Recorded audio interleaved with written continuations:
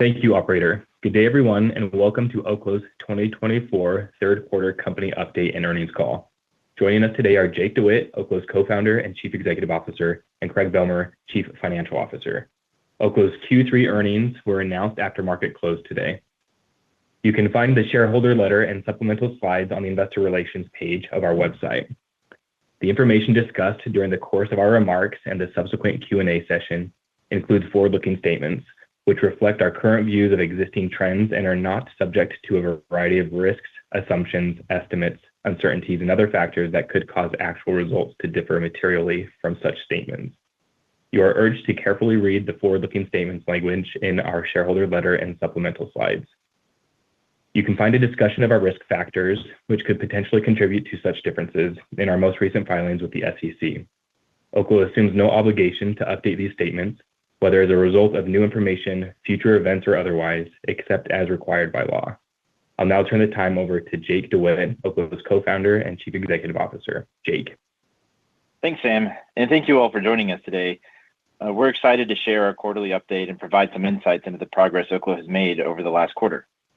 Oklo was born largely out of the view that there is a significant opportunity for advanced nuclear technology. What we observed was an industry that had radically stagnated, and there was a massive need to rethink about how a company could approach taking new nuclear technologies to market.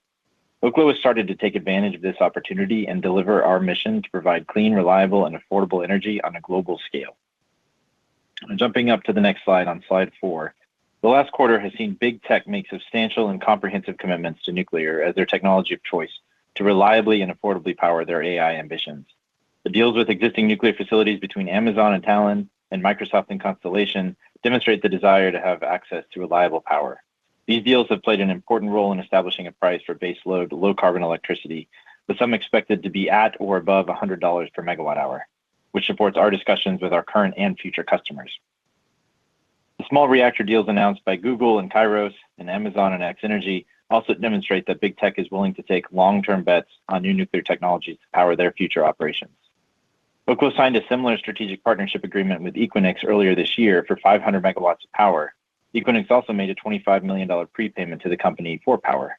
We believe that the Equinix deal and other small reactor deals serve as a useful roadmap for how Oklo intends to partner with data center customers in the future.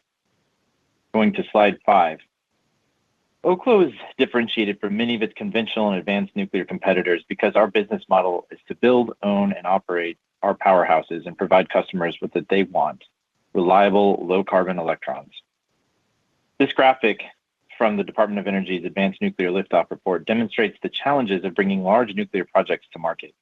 Large projects with multi-billion-dollar price tags require risk and cost sharing across multiple stakeholders and customers who don't want to necessarily take those risks. Reactor technology companies sell their partially complete reactor designs and require others to complete the design for them, as well as fund and construct those assets.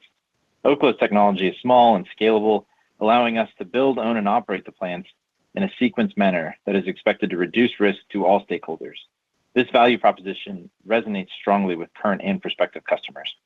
It's important to note that this graphic doesn't mean that Oklo will be doing everything itself. The company is building relationships with key strategic partners across our value chain so that we can bring our product to market. Our deal with Siemens Energy is a good example of what our value chain partnerships can look like. Going to slide 6, the nuclear sector continues to receive strong support from all levels of government. This third quarter saw the nuclear fuel sector receive significant funding to construct the infrastructure required to supply high-assay low-enriched uranium, or HALEU, and an increased pledge at COP29 for 31 countries setting targets to triple nuclear energy capacity by 2050. On slide 7, we highlight our strategic approach. Our strategy is centered on 3 key pillars that we believe position us to change the way nuclear power is delivered to customers. We take a different approach across the business model, the size of the plant, and technology, because we see these are key ways to unlock a huge amount of the potential nuclear has to offer. On the business model front, our model is designed to make it easy for customers to buy clean power at scale. We couple that with a small reactor size that allows us to achieve greater capital efficiency as a company and to match customer demand incrementally while offering resilient and redundant power solutions to our customers. And that's all coupled with our technology, which leverages centuries of combined experience for technology with economic and operational advantages thanks to the features of liquid sodium coolants. On slide 8, we show what we presented last quarter as we laid our framework for how we plan to keep the market up to date on our progress, largely in 6 major areas. These span reactor licensing progress, project execution, fuel fabrication and recycling, customer pipeline development, strategic partnerships for corporate and business development, and financial updates. So moving on to slide 9, we'll show where we made significant progress in the third quarter. We continued our NRC engagement for reactor licensing and secured key DOE agreements for project execution at the Idaho National Lab, including environmental compliance permits from the Department of Energy. Our fuel fabrication efforts were bolstered by DOE's approval of the conceptual safety design report for our Aurora fuel fabrication facility. On the customer side, we signed letters of intent with 2 major data centers for up to 750 megawatts of power. We also signed a letter of intent to acquire Atomic Alchemy for radioisotope production. And financially, we carefully managed cash burn and operating expenses to support sustainable growth. Going to slide 10. Regarding our regulatory and permitting progress, we are targeting to submit our combined license application for the Idaho project next year, with several follow-on applications within a year's timeframe. To streamline the licensing process, we are front-loading NRC review through extensive pre-application work, aiming for a review timeline of about 24 months once submitted. The ADVANCE Act presents significant cost and time advantages for permitting, and we are actively engaged with the NRC to optimize our timeline and maximize benefits as the Act takes effect. This includes refining our initial application to facilitate maximum carryover from our 15 megawatt to 50 megawatt designs. Importantly, the ADVANCE Act accelerates deployment when multiple assets are co-located at one site, which aligns well with our strategy to support customers at a single site. As mentioned, we anticipate a 24-month review timeline with the NRC to get approval for our first site. During the application review period, we will also advance site preparation and likely initiate some construction activities in parallel. We expect to bring our first reactor online in late 2027. On slide 11, we show the benefits from a regulatory perspective of our integrated build, own, operate business model. We believe that our business model and licensing strategy leverage a streamlined regulatory approach to achieve a combined license, allowing us to secure all necessary approvals to build and operate a commercial plant in one step. Unlike some others in the space and our peers out there who pursue separate construction and operating permits or design certifications and later combined license applications, we go directly to a combined license. This approach aligns with our ownership model, where we build, own, and operate our powerhouses rather than selling partially complete designs or licenses. Additionally, the first combined license becomes a reference license, or RCOLA, allowing us to submit subsequent licenses, or SCOLAs, with a focus only on changes from the original. By keeping these differences minimal, we gain significant efficiency, enabling faster licensing for each additional plant. This strategy not only simplifies the process, but accelerates our ability to deploy plants quickly and effectively. And moving to slide 12, we show our regulatory paths and our permitting progress. To recap, a custom combined license like we're pursuing offers distinct advantages when your business model is to build, own, and operate the power plant. With this approach, all regulatory reviews, including siting, design, financial, environmental, operational, and security requirements, as well as state and local considerations, are expected to be completed in a single 24-month comprehensive application. Once approved, you're fully licensed to build and operate. In contrast, other regulatory pathways and business models require multiple steps and more time to reach operational status. For instance, a design certification only validates aspects of the design itself and still requires additional multi-step, multi-year reviews to achieve an operating license, which includes significant remaining regulatory work that needs to be done to obtain a license. Design certification also limits flexibility, a challenge often cited in reviews of lessons learned from the Vogtle experiences. This can lead to needing additional regulatory review in the form of standard design approvals or similar approaches.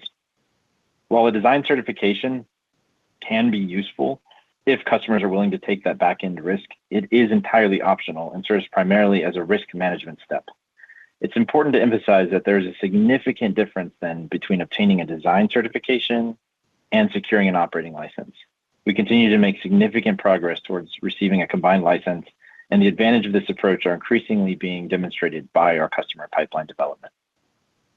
Next, on slide 13, we'll talk about our siting advancement for our Idaho powerhouse deployment. This slide highlights the multi-step regulatory process required for siting approval with the Department of Energy at the Idaho National Laboratory for our plant there.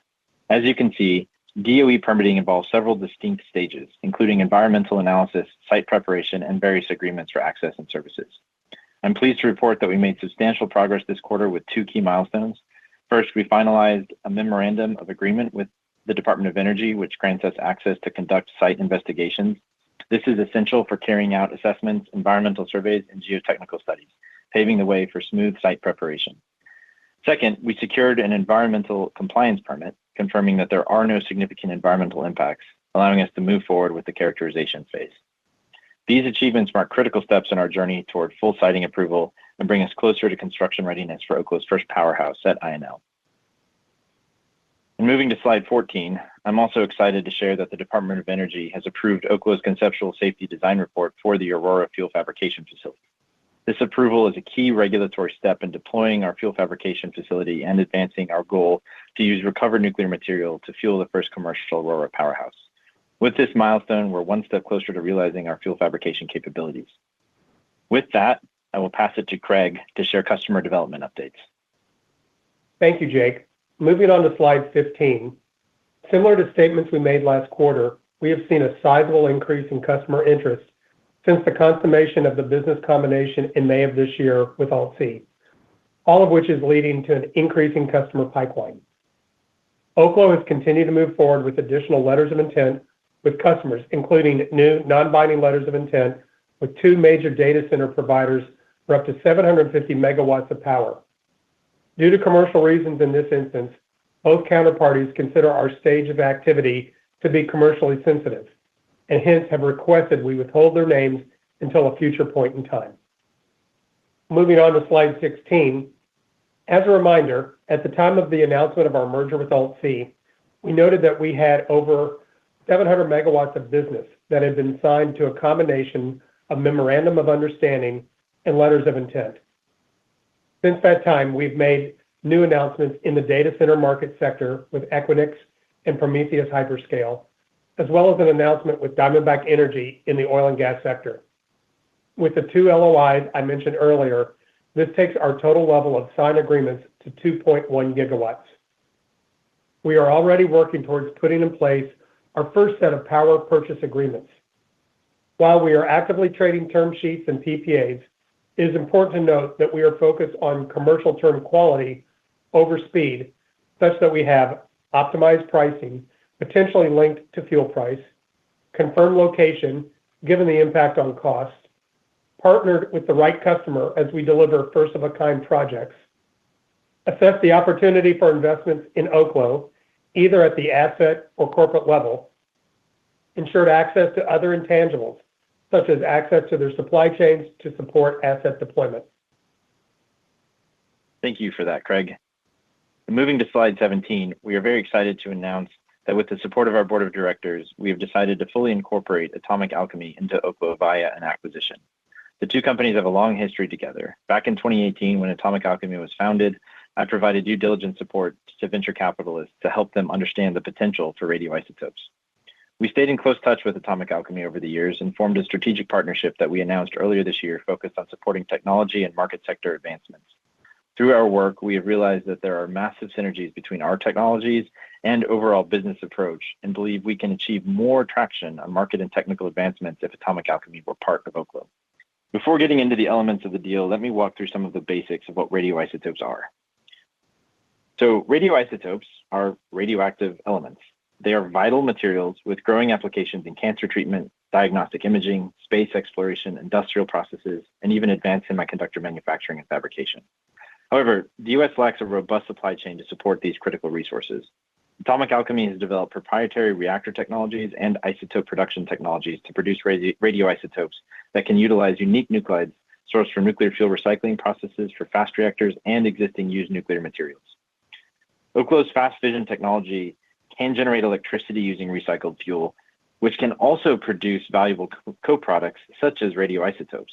Through the proposed acquisition, Oklo aims to integrate radioisotope production into its fuel recycling process, creating a complementary revenue stream and strengthening the U.S. radioisotope supply chain.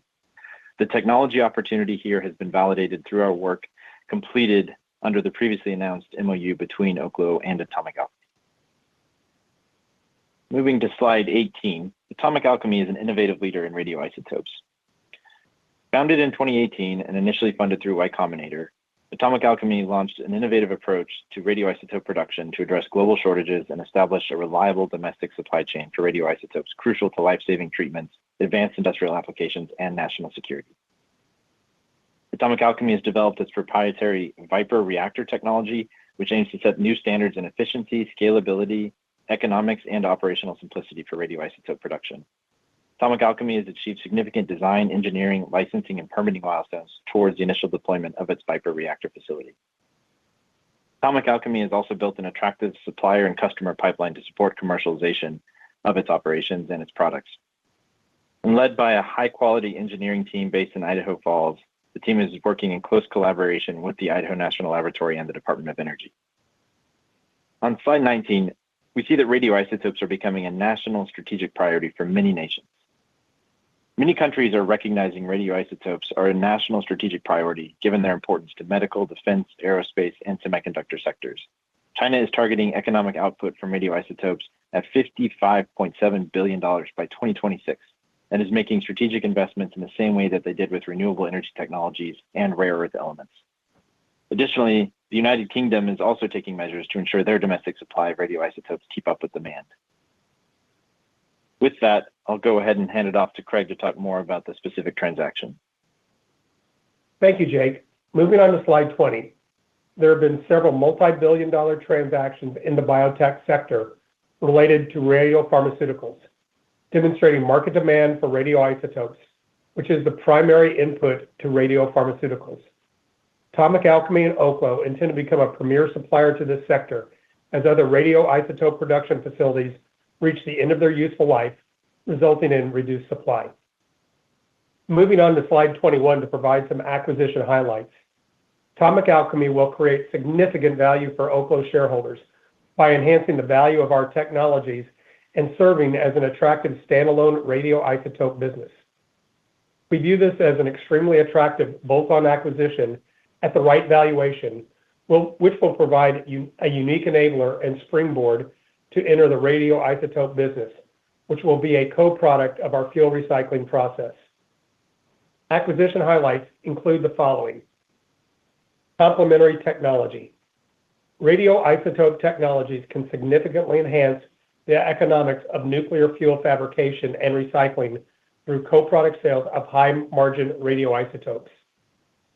Massive market demand and diminishing supply. The radioisotope market is estimated to be in excess of $55 billion by 2026, which we believe could achieve rapid sector growth.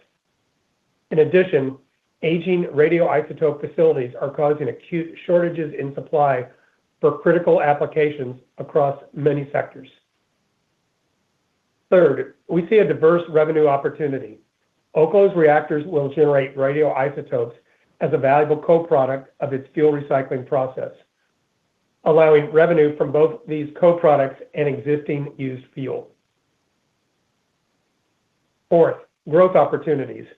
Joint ventures with customers on radioisotope applications, including radiopharmaceuticals, and silicone doping for next-generation semiconductor manufacturing.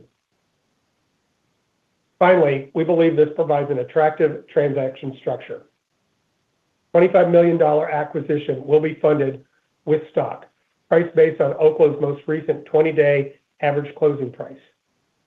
All shares issued to Atomic Alchemy are subject to 1 to 3 year lockups with no early release mechanisms. Definitive agreements are expected to be signed in early December with a target close in early 2025.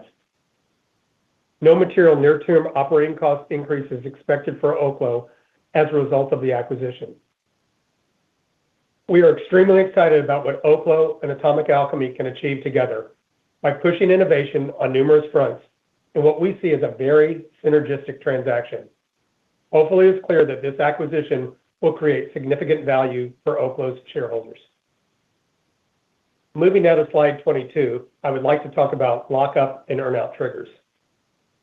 Oklo has met all triggering events we mentioned at our last quarterly call. we would like to take a minute to review.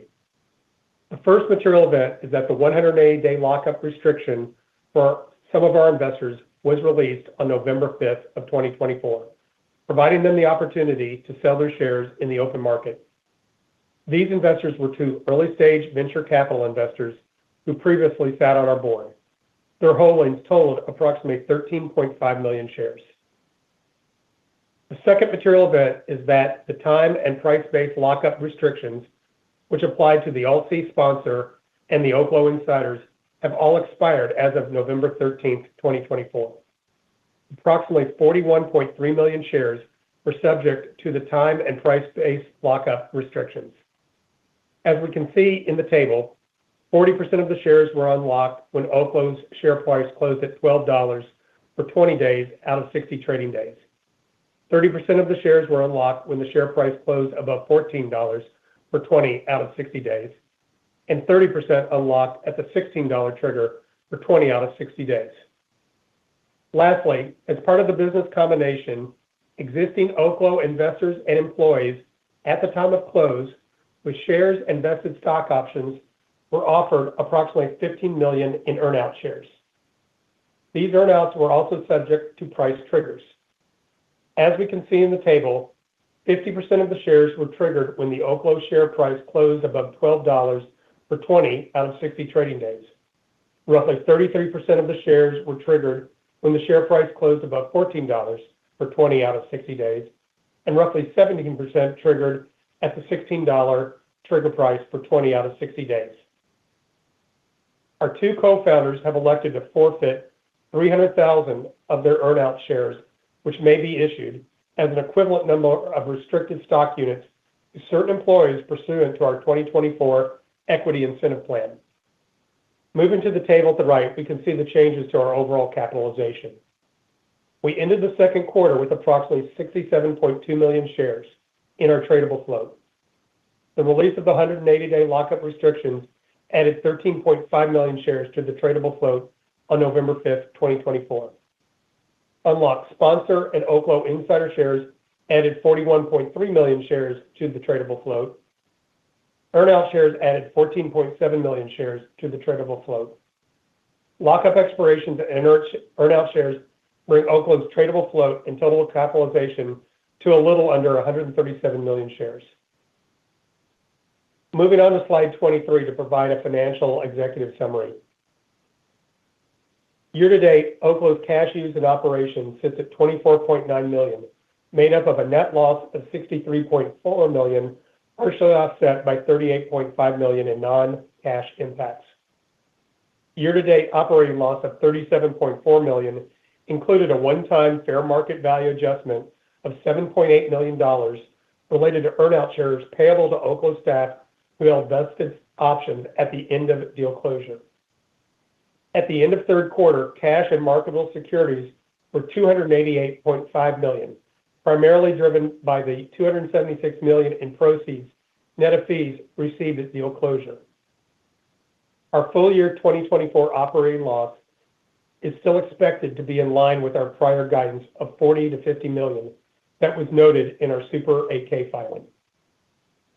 Moving on to slide 24, post the filing of our 10-Q for third quarter, we are looking forward to several upcoming investor events to close out the year, including events in Scottsdale, New Orleans, and New York, as well as several virtual events. Finally, to close, why Oklo? We believe there are 6 factors that make Oklo such a compelling investment proposition. First, technology in size that is based on a proven fast reactor approach that we look to deploy at scale to reduce complexity, cost, and time to delivery. Second, an attractive business model that is customer-oriented and enables recurring revenue and profits. Third, superior economics that look to deliver power and very competitive levelized cost of energy. Fourth, a diverse and growing customer base with interest across 6 market sectors. Fifth, a streamlined approach to regulatory approval underpinned by our combined licensing application process that leverages years of experience in our work with the NRC. And finally, a well-capitalized balance sheet that positions us well for the implementation of our business strategy. In the last year, it feels like the world has moved from why nuclear to why not nuclear to nuclear now. We believe the 6 points I noted leave Oklo well-positioned for the world of nuclear now. With that, I would like to thank you for your time. Jake and I will now open up the call for questions. Thank you. And at this time, if you would like to ask a question, please press star 1 on your telephone keypad. You may remove yourself from the queue at any time by pressing star 2. We ask that you please limit yourself to 1 question and 1 follow-up question.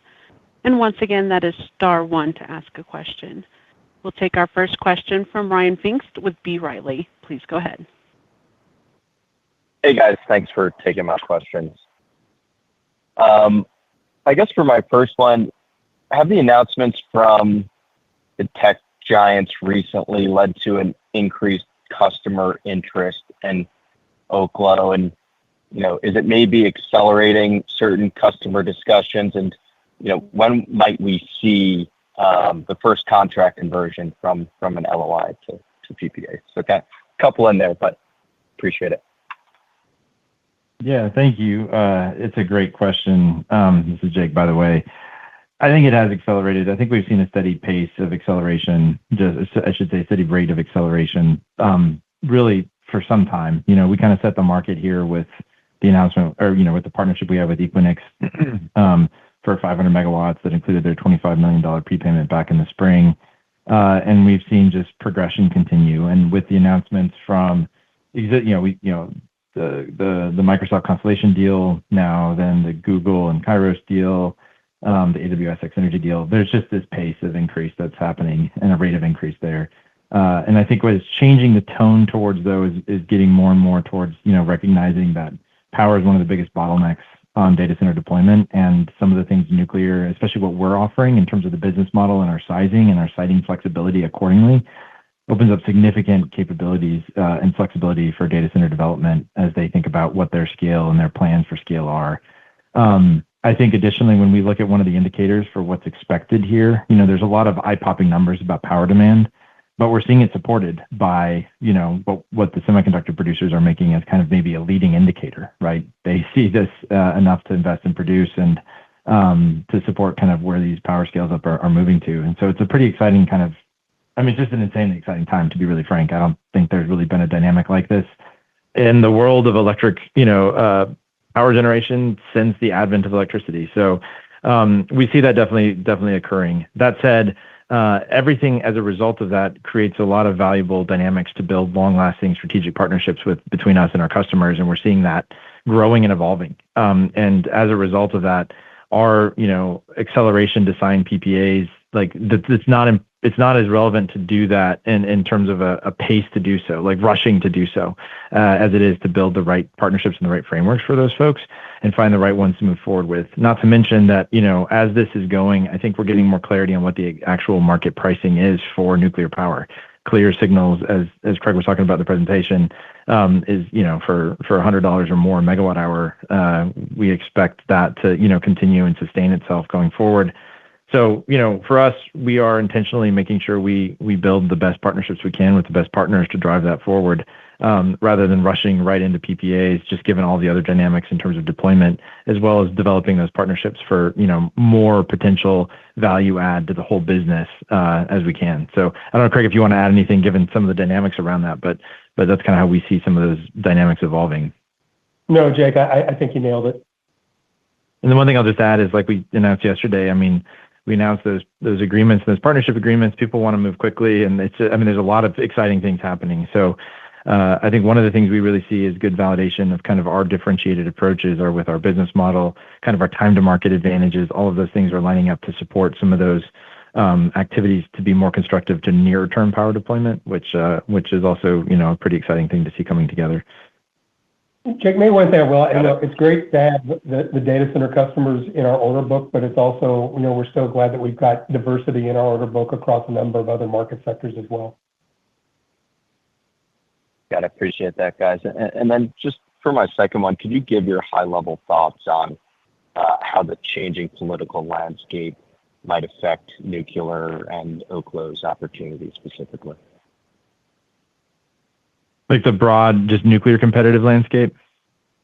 Yeah, nuclear obviously enjoys, pretty nice bipartisan support, but just with the change in administration, are there any additional benefits or changes that you might expect to see?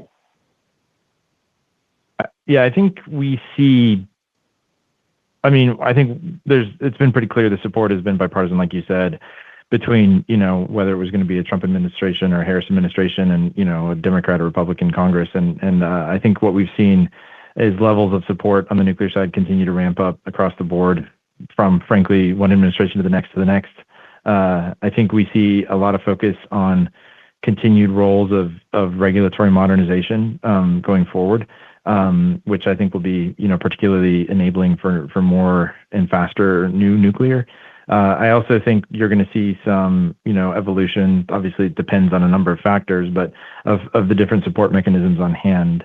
Given that nuclear has a lot of bipartisan support, I think any modifications or developments that happen with like the Inflation Reduction Act or different structures like that out there, I think you're going to see that support continue for nuclear. That said, it depends on what happens, right? But when you read the news, it's possible that there's maybe a reduction in some of those benefits to non-nuclear sources of generation. So, that'll kind of shift some of those, I think, implications and dynamics accordingly. The other part of this, I think, is, I think we see some interesting dynamics on the kind of gas power generation side. And I actually think there's a lot of opportunity in the gas to nuclear combo that'll be in play for data centers. So sort of the gas bridging to nuclear. So I think there's some interesting opportunities that will continue to emerge there. But at the end of the day, we see a lot of constructiveness to nuclear policy as a whole here, probably with a heavy focus on regulatory as well as amplifying and accelerating the levels of support that we've seen already in place. Thanks, guys. I'll turn it back.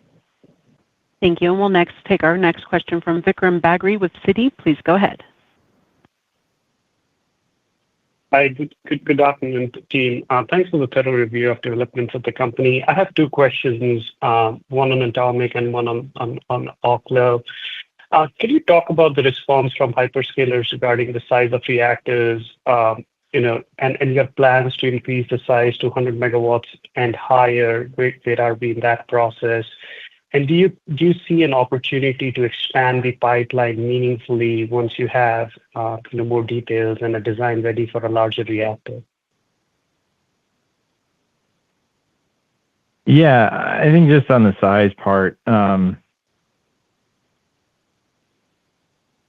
think it's okay. So it's kind of an interesting strategic advantage given our sizing. I think the way to think about this is while there's eye-popping big numbers in terms of data center campuses being multi-hundred megawatt, and I think we're going to see convergence more and more into the multi-hundred megawatt data center campus size. You got to think about how these things are built, which is quite modular. And the data halls that are building up these things, what we're finding, talking to a number of different customers, seeing a number of different architectures, is a size range that matches quite well with what we're offering. We're seeing, more of it offering and matching the 50 megawatt size. That's hence, how we're thinking about that driving a lot of the growth here. But that's important because when you think about these data center campuses, as they build out, it's nice to be able to build out incrementally with them as these things scale up and out from a power generation side. And then additionally, that allows us to site multiple units to offer the right kind of reliability and resilience. That's ultimately quite critical, especially in the wake of, different dynamics following the sort of, FERC ruling and other implications that may exist at the sort of local and state level energy market regulatory paradigms, which may heavily incentivize, really significantly incentivize near-term deployment in more of an islanded mode behind the meter.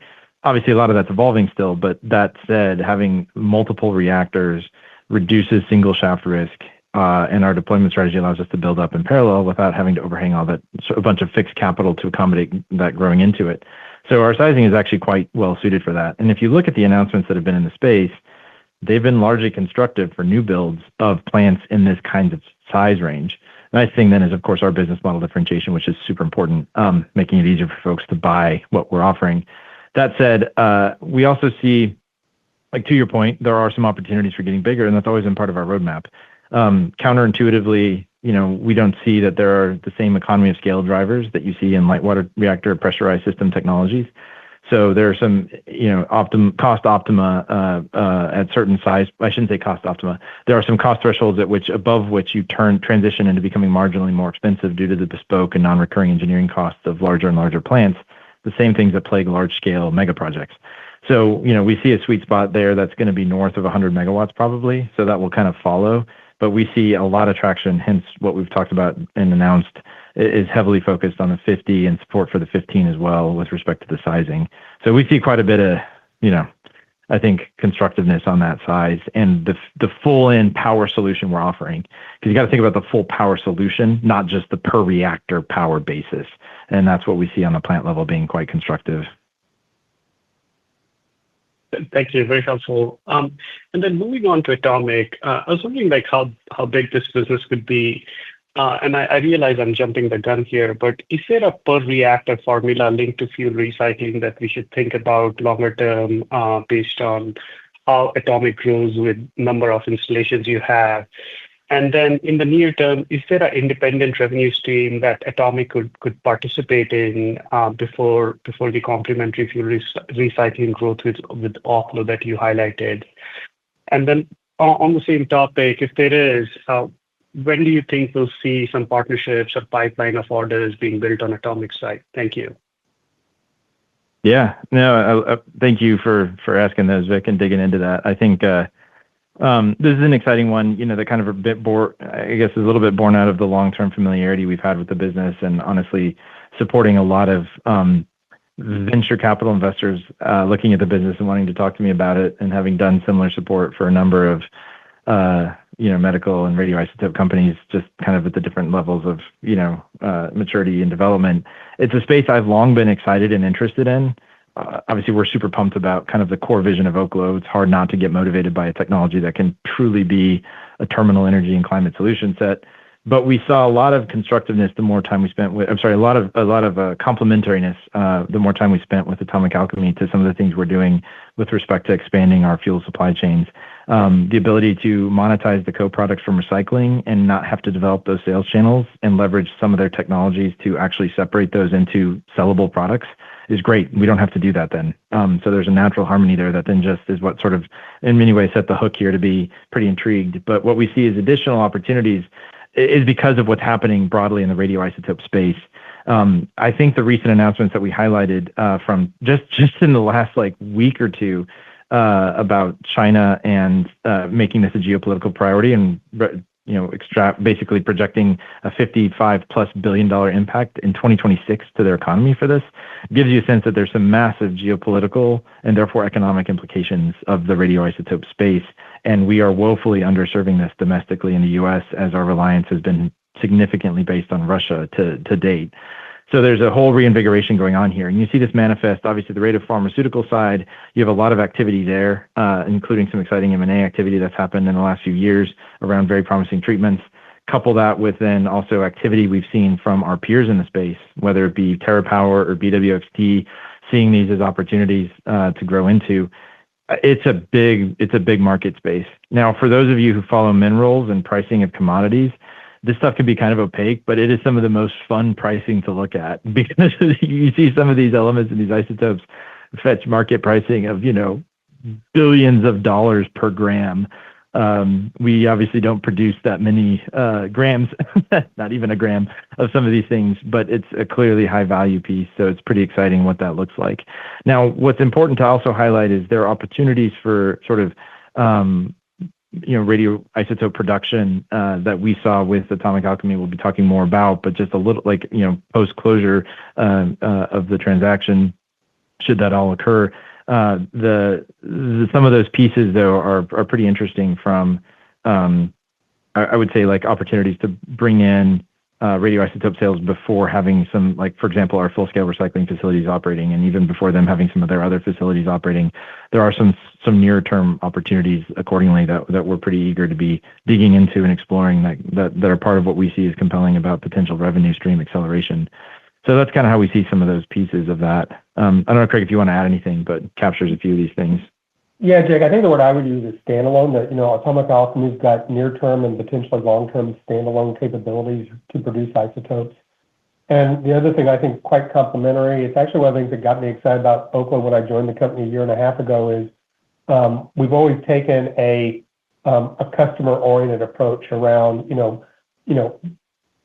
building, selling power to customers because that's what they want. And I think what excites me about Atomic Alchemy is if they, the near-term production capability we may have means that we'll have near-term market access. And as these markets are developing for these isotopes, and I think we're at the early stages for that, with Atomic Alchemy, we can be part of that near-term market development. And then as our recycling business comes online and we'll have additional supply, we'll be that much better positioned.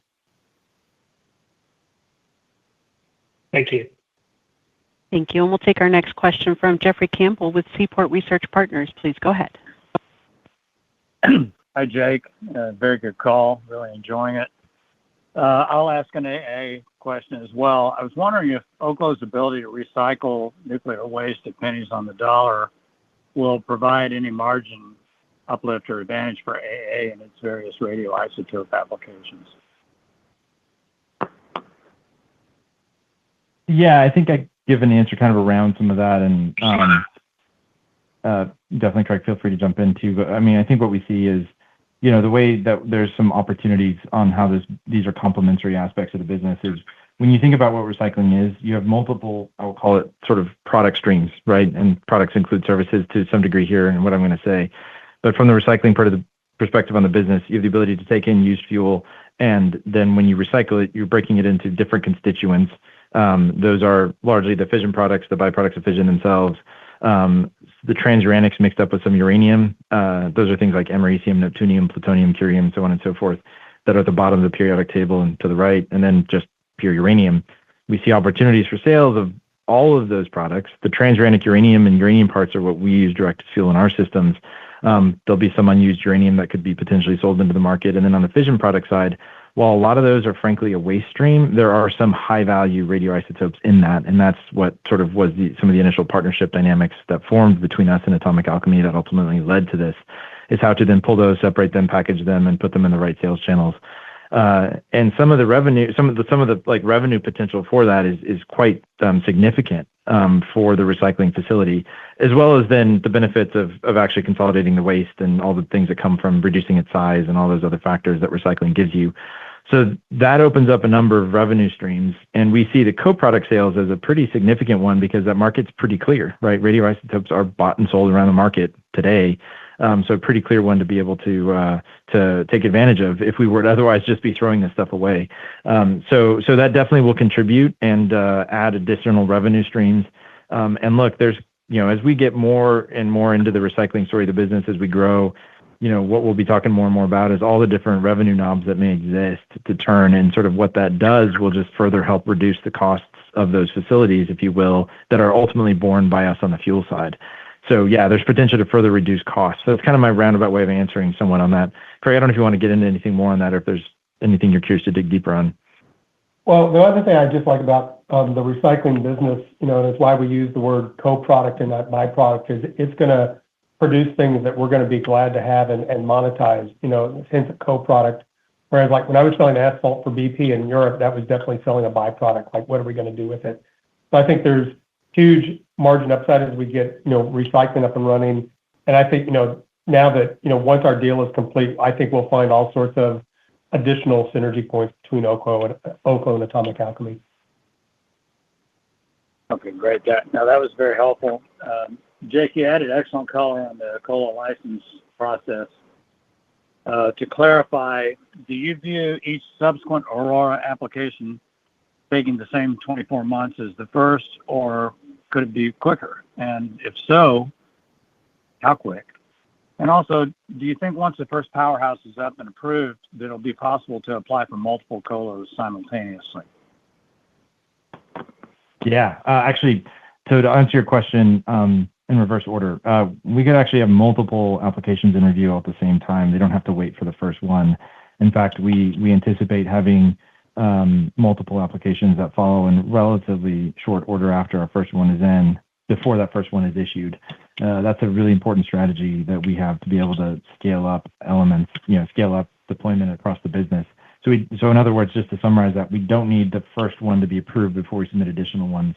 And there is some timing benefit of having a staggered parallel review going on for those subsequent applications.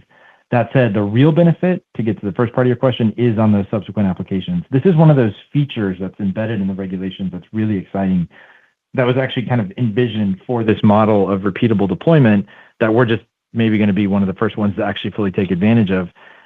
It's this reference license, subsequent license dynamic. In other words, your first plant you get a license for becomes your reference combined license. Your second, third, fourth, everything beyond that can become the subsequent license that references that actual reference first license. And the NRC just in the last few months issued a white paper outlining subsequent high volume deployment pathways, leveraging this approach, where they projected being able to get the total review times for those subsequent licenses down to 7 months. So from time to submit to time to approval in as little as 7 months. I mean, that's a game changer, not just in nuclear, but that's faster permitting for pretty much anything on energy in many ways. And that's pretty dang exciting, frankly. And that's what we've been building towards. We'd heard numbers that range in those levels, but it was really exciting to actually see some clear things come out in terms of how that could be achieved. Again, there's aspirational dynamics to that, and that's not what we're going to realize on our second wave of applications necessarily. But I think we expect significant acceleration in that second wave, and maybe even hitting to those numbers by the time we kind of hit the stride later in that second wave into the third wave. And what I mean by waves is like submitting applications after we've largely gotten that first one either approved or approved, and the ones that kind of come after that. So we see some acceleration benefits pretty quickly, and then some significant acceleration benefits down the road. No, that's really great, and that helps to make this massive backload of LOIs that you have feel more tangible. So I appreciate that. Thank you. Thank you. Our next question comes from Max Hopkins from CLSA. Hey guys, many of my questions have already been asked, but I guess on the construction side of things, two there. What's the timeline for, I guess, groundbreak on Idaho? Obviously, that was announced last week or the weeks before. And then with that, are there specific sightings, I guess, issues for like earthquakes, water, accessibility, and everything in the in all the sites you're looking for that could potentially, change how you cite things? Yeah. I mean, generally speaking, it depends a little bit on, various elements on the specifics on the regulatory review plan and all those other details. But, we anticipate that there's opportunities to break ground as soon as 2026 for that Idaho plant. It depends on a couple of factors, that we'll have to optimize to for all the various reasons you need to do that from a project and asset management optimization perspective. But that's when we'd expect to be able to do that. Generally speaking, one important thing is, given how we're approaching the plant and the nature of how you consider what's sort of in the safety envelope and what's not and things like that, there are elements that allow you to do a lot of parallel development and construction, while the license is under review within the right scope and bounds, of course. But that's something that we can use to, deploy things accordingly. The other dynamic in terms of like where we're at in Idaho is, we outlined this in the slides, but there's a lot of steps to kind of progress this into full build out, because this is on DOE land, which is great because it's well understood land. We have access to it and we get fuel with it, right? As part of, not with it, but we get fuel there as well, as part of what we got in 2019 with the site use permit, as well as the fuel award. That said, we got to follow obviously the DOE regulatory protocols about that facility to get the site ready to go, and then also the NRC regulatory requirements that are part of the ultimate license to turn build the plant commercial and turn it on commercially to operate. That's what all these things are kind of progressing forward. Generally speaking, just to go back to that, these sites are extremely well characterized because this is on the Idaho National Laboratory. We're not far just down the road, frankly, from where there's already an operating two operating, test reactors, and where EBR2 operated before. So all this land is well characterized, and that's one of the reasons we like it. So, obviously there's still work to do to fully get into build and everything else, but that continues at pace, and we're pretty thrilled by the progress made so far, and know that there's some inherent risk mitigation just by working with the government on, already well characterized and understood land.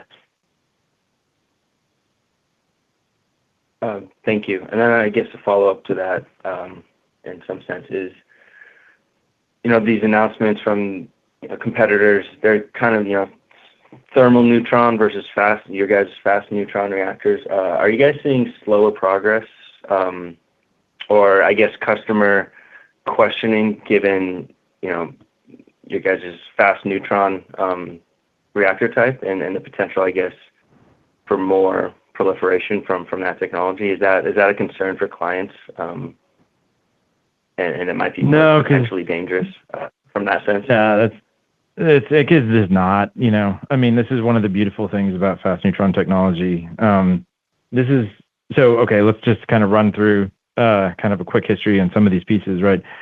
Initially, fast neutron reactors were envisioned for their significant potential on fuel efficiency, right? Slow neutron reactors, just because what happens, right, is neutrons are born going fast from fission. They just are.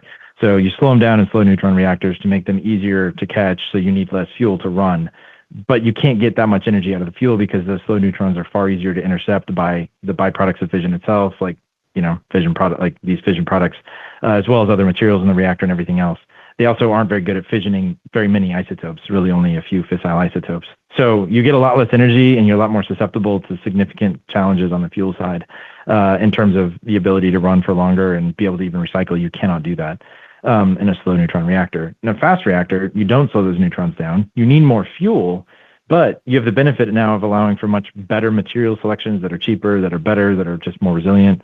You have the ability to also be relatively impervious to these kinds of fission products, as well as be able to actually fission a lot more of the actinides, so you can actually recycle fuel and comprehensively get a lot more energy out, right? So just to use one metric, if you look at today's reactors or most slow neutron reactors, the amount of energy they get out of the uranium they pull out of the ground, right? Because you have to enrich it and you leave some uranium on the side as you enrich it. By the time you account for all of that, you're only extracting 1% or less of the overall energy content of what comes out of the ground. With a fast reactor, you can actually extract, you can get at more than 90% of that energy content. So that translates to massive long-term fuel savings and economic efficiencies, as well as just deconstraining yourself on fuel availability.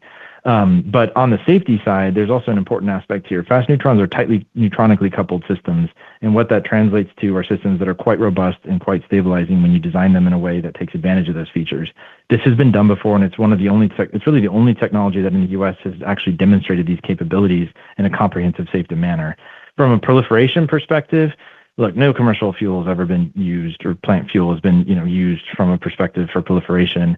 Fast neutrons are actually far better at consuming things like plutonium and transuranics than thermal neutron reactors.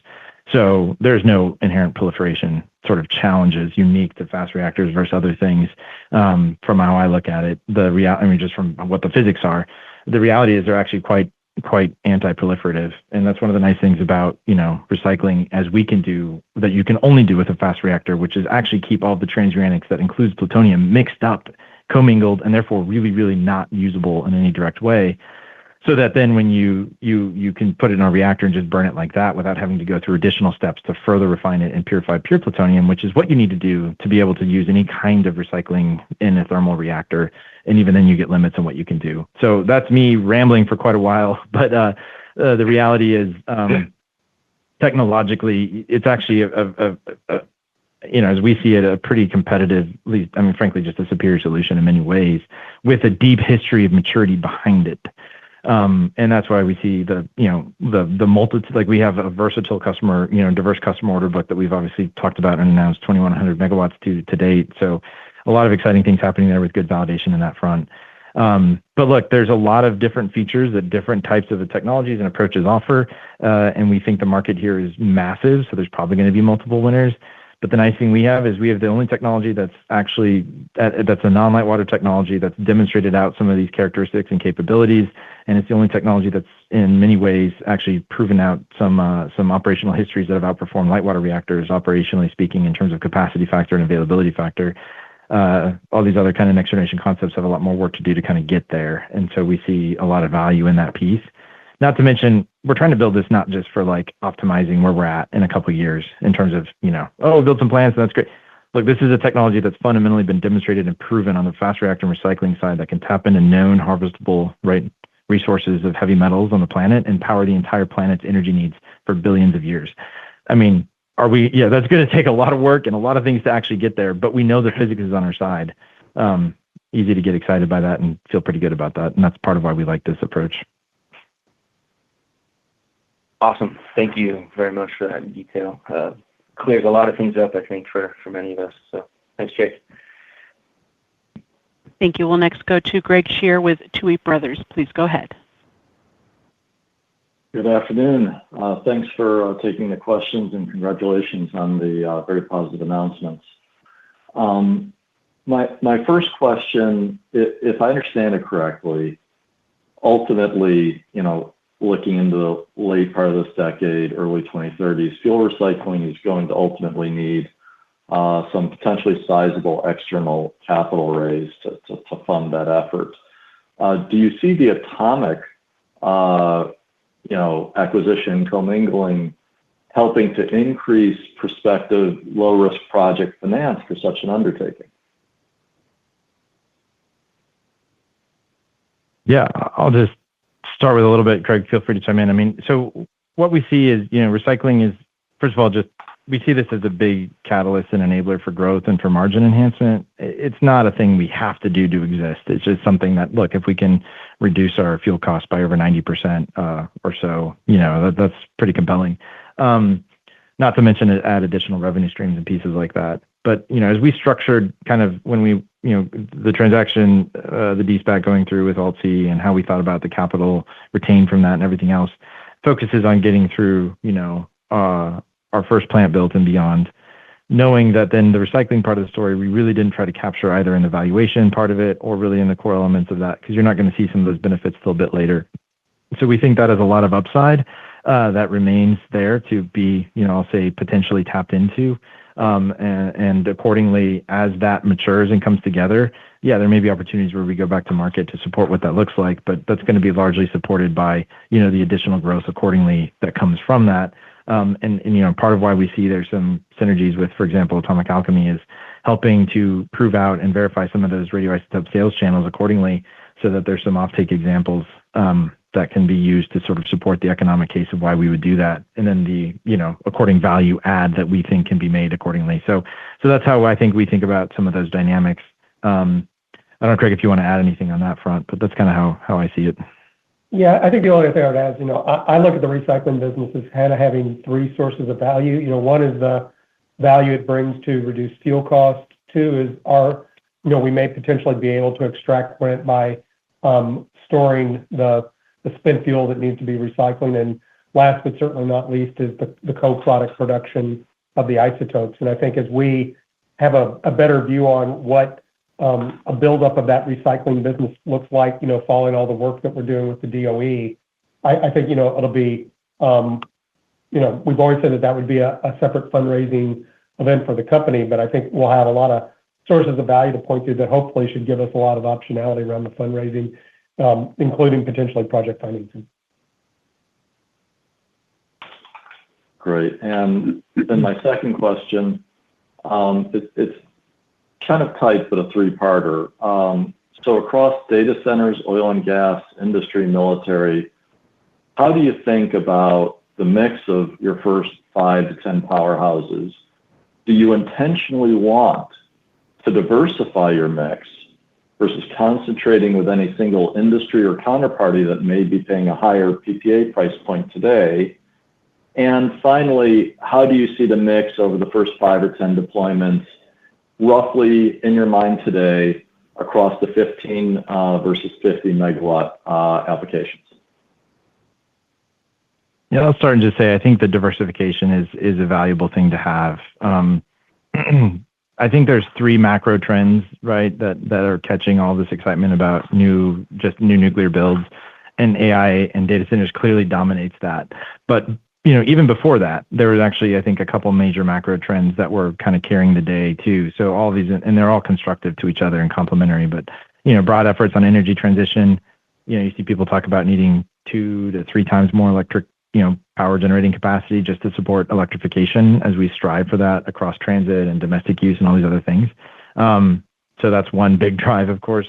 I think another drive is what we're seeing happening on the reindustrialization perspective. there's a lot of factors that I think have dictated where we saw electric usage and demand, therefore, kind of be relatively low growth for a couple decades in the U.S. But one contributing factor there was the sort of, offshoring of a lot of manufacturing capacity and the jobs associated with that. As we see increasing dynamics to drive that back into the country, they need, factories need baseload power. They need 24/7 power, and across all the different verticals, ranging from semiconductors to, paper mills, oil and gas production, all these different industrial use cases. And so that's another big drive as we see that occurring, kind of supportive of this as well. And we see that being, something that's going to continue. And we think from various market perspectives, those are giant markets as well. In some cases, they aren't moving as fast as data centers. And I would argue that in some cases, some of those are a little bit more, a better, I would say the 15 megawatt solution better suits a number of those, not all of them, it's a mix. That's why we see the need for both of those, whereas we see on the data center side, a lot more pull on the 50 megawatt piece. But yeah, we think it's pretty important to kind of support those things. But we also recognize that data centers are going to be moving faster. And so some of the near-term deployments are likely to be sort of more data center focused. But from developing relationships and developing business partnerships, we see a lot of support on the sort of the diversified deployment like customer models, and that's why we've tried to do that, and we'll continue to build that up accordingly. Thank you. Thank you. We'll take our next question from Ivan Feinseth with Tigris Financial Partners. Please go ahead. Hi, thank you for taking my question, and congratulations on the great progress and the acquisition announcement today. So, focusing on the opportunity for getting into other industries, and maybe is there opportunities for like co-R&D development partnerships? And in that case, what do you feel your value proposition would be to working with some of the companies in biotech or pharmaceutical or semiconductors? Yeah, I definitely think that's a possibility. I think one of the things we see as enabling here is our ability to, share some of the kind of capabilities we have to help accelerate Atomic Alchemy, and then similarly, what they bring to the table to help accelerate on their side, to ultimately, be able to scale into these markets and deliver, which opens the door for a lot of different things. I think right now we're seeing on the value chain on the radiopharmaceutical side a lot of focus on the potential of these radiopharmaceuticals. We're so early in the game on this, and they've been so severely supply constrained that, the more as this kind of, I would say, pull on the market continues to grow and accelerate as more and more of these drugs kind of hit the market, you're just going to see a big pull up on the supplies. That's, I think, one of the things we really like about the Atomic Alchemy play is a diversified approach on radioisotopes, actually, too. Not just to focus on sort of the big name getters like lutetium, actinium, or moly. Like, we're looking at a number of different, isotopes that they can be well produced to supply to. And as you open the door for even more of those, you're going to just see more pharmaceutical development, because right now one of the big constraints, even on R&D, is the lack of availability. So I think we see a lot that comes from that. And then there's strategic partnerships that come accordingly from a totally different pool of folks because of what you can supply here, which I think is neat. And you hit on one point on there is the semiconductor side. And this is something that still is really exciting to me because it's pretty significantly underappreciated, but it's some of the benefits that neutron transmutation doping can do for silicon doping for semiconductors. In many ways, it is one of the gold standards with respect to taking silicon ingots and doping them up for just better semiconductor fabrication and manufacturing. And reactors are the best way to do that. And so when we think about state-of-the-art, kind of best high-quality semiconductors, or really I should say silicon input into semiconductors, this is a pretty interesting opportunity space there. So yeah, I think there's some dynamics that evolve there. And this gets back, I know it's just quickly kind of, there's a question I feel like I didn't answer very well before, but where do we see pipeline announcements and all these other things, as we get through the transaction? I think we'll see how those develop and how that continues to develop as well. And I think there'll be some offtake developments that occur over the course of the next year or so with the Atomic Alchemy offtake streams. Yeah, because slide 20 really shows some significant investment from just Bristol Myers, Novartis, and Lilly into this area. Right. And I think what we see is as this continues to mature and develop, you're going to see, I think, the maturation of this to the point where you can really attractively attract some of those partners in the right way to be even more constructively engaged. I know just from the diligence side of providing sort of, being a reference point for Atomic Alchemy and some others in the space before, talking to some folks from the big pharma companies who are looking around and watching the space. But I think waiting for a couple more pieces to come in before they start to sort of jump to partner. But it feels like it's largely just a function of sort of development and inevitability, which brings them to the table, which is part of what planted the seed that this could make a lot of sense to help accelerate into those opportunities potentially. Well, it looks very exciting. Congratulations again. Thank you. Thank you. And we'll take our last question from Pavel Molchanov with Raymond James. Please go ahead. Thanks for taking the question. Let me go back to one of the earlier points about the SMR competitive landscape. Given the sheer number of new entrants in this space, do you find that prospective customers are getting confused or bewildered just by the scope of offerings that are out there and trying to differentiate between them? I think at times, I think what we've seen though is a lot of these folks are, you get a lot of the customer side here are getting pretty savvy on the different opportunities and they're talking to a lot of different groups. I mean, I think, and there's a mix, there's a spectrum, right? And I think at the end of the day, there's some, I'll call it frothiness in the space. And I think that's a good indicator of innovation and a good reflection of that. But look, I think this is where we see differentiation from a number of perspectives being, to our advantage and how we've seen validation of that from the customer side. I think, we were one of the first out, right? And we were the first out with the data center deal with Equinix. So like months before everything else, it kind of reflects some of that validation point. And for us, we really like that approach and that model because this keeps versatility and flexibility with our partners because of the colo model and who they serve. So we don't, you can imagine that sometimes hyperscalers know they have a lot of leverage in a dynamic and might want to lock in some things that prohibit your ability to be flexible. There's ways that you can then find more versatile partners, and that's one of the things we really liked about what we have with Equinix and any others we've announced and talked about. That said,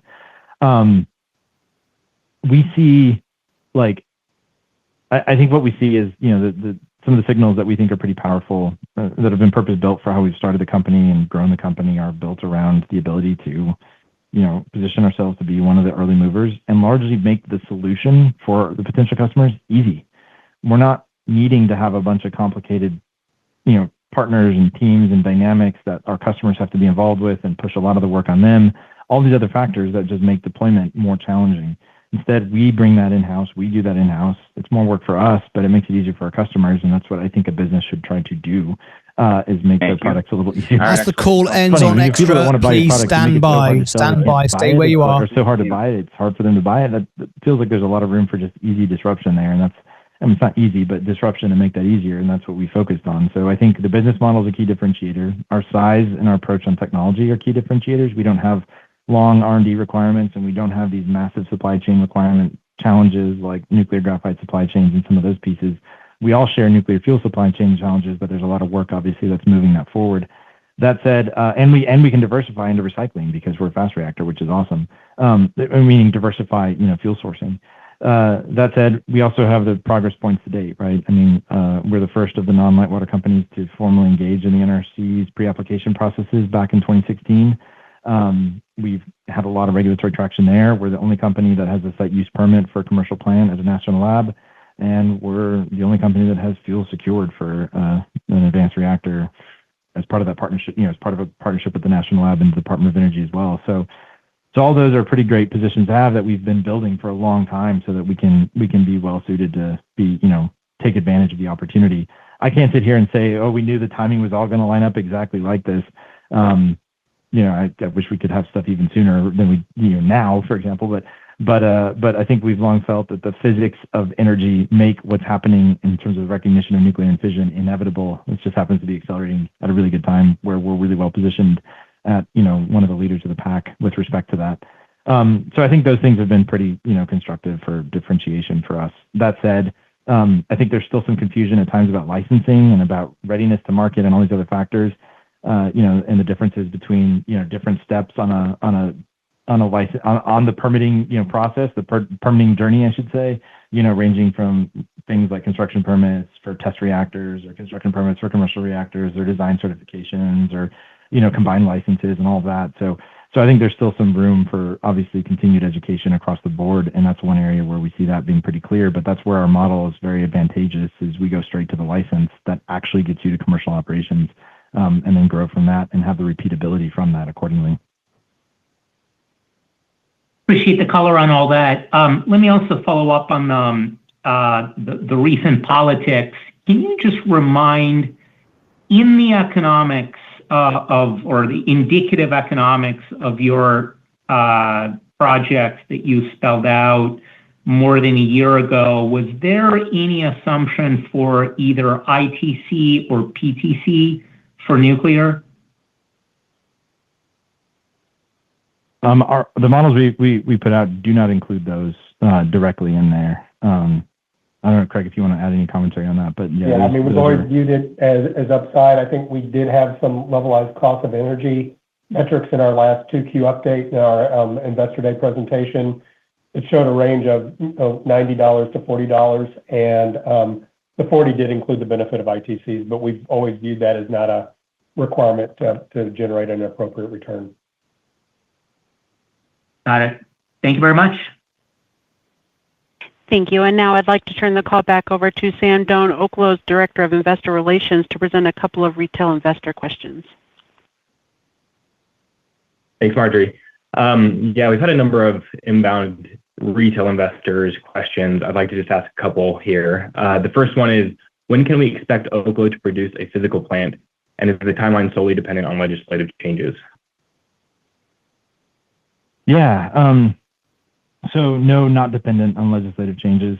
We see legislative changes as possibly being accelerative and conducive to this, but I think in many ways we see a lot of the legislative activity probably going to be more geared for the follow-on units to be, more constructive for acceleration on those units, just given all the other factors that kind of dictate the time frame for that first plant. But we're targeting, beginning the initial operations of that plant in late 2027. Great. The next one is, will you explain the moat Oklo is building out to protect against other competitors, and why Oklo is poised to power an increasingly large share of the nuclear-powered AI market? Yeah. I think we see this manifest in a couple ways, but it's pretty comprehensive throughout the business, right? One is the business model where we're selling power, and not kind of the conventional model that allows us to consolidate the deployment partnerships through us, where we bring in the partners like the Siemens of the world, like the Centrises of the world and others, to help actually deliver the plants and therefore the power. Additionally, we see value in the size we have, which gives us flexibility to offer kind of, redundant, frankly, shaft redundancy, having more plants than just one to power, especially industrial assets that want high reliability power. And the size allows us to target the markets from a slightly different angle, which we think is pretty important.